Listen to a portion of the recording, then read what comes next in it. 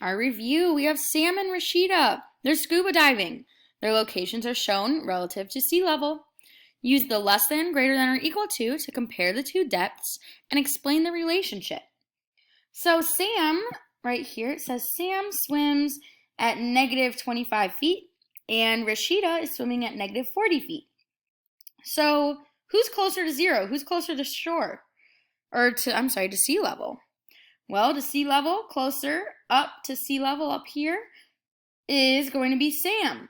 So negative 25 feet is going to be closer or greater than negative 40 feet.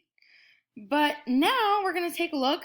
Rashida is at what kind of depth than Sam? So Rashida is at a deeper depth or a greater depth. So we're going to write greater.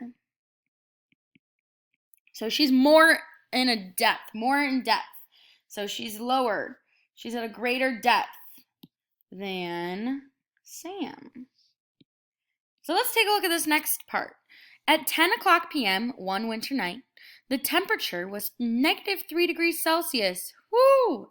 And then at midnight, the temperature was negative 7 degrees Celsius. Use less than, greater than, or equal to compare the two temperatures and explain the relationship. So let's take a look. Would it be warmer if it was negative 7 degrees or negative 3 degrees?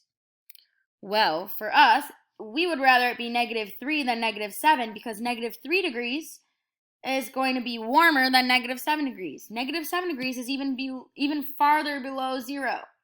Negative 3 is closest to zero. So negative 3 is going to be greater than negative 7. And that is it for our review. Great job.